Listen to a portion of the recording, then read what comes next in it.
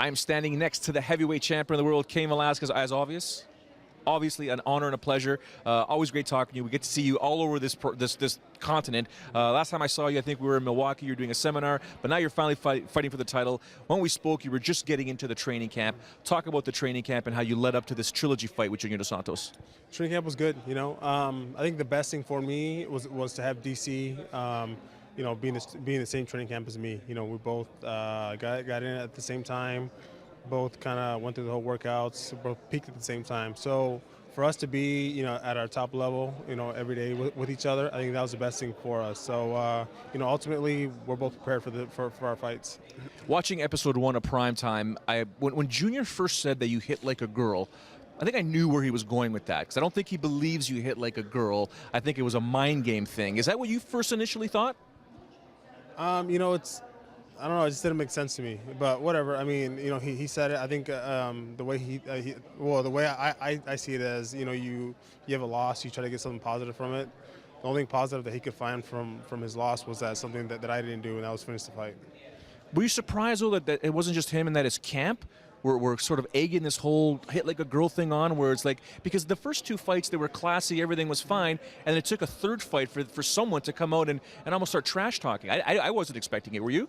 No. I mean, we're both usually pretty respectful of each other, and for that to happen, then hey, I mean, it's no biggie.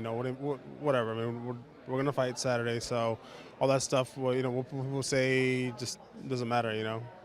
Do you have a perfect fight in mind on Saturday night? I know the victory, the win is to keep the title. That's obviously important. But is there a perfect fight? I asked DC, and he's like, listen, if Cain goes 25 minutes, that's a perfect fight. If he knocks him out, it's a perfect fight as well. Do you have one in mind?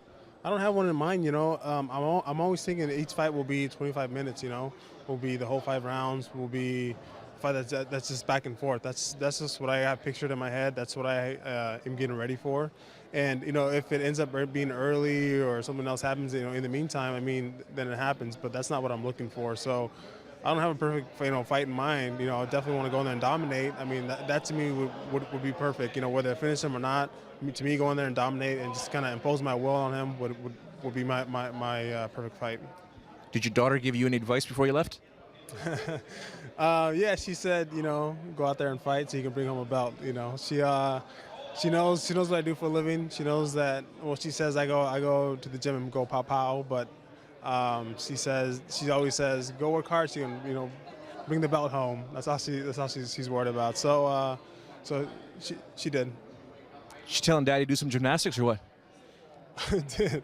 Yeah. She's been really into gymnastics, and some of the prime time even caught it because she was on the side telling me to do some of her gymnastics stuff. So they ended up catching it as I was running. I'm like, why they put that on there? But yeah, it's cool.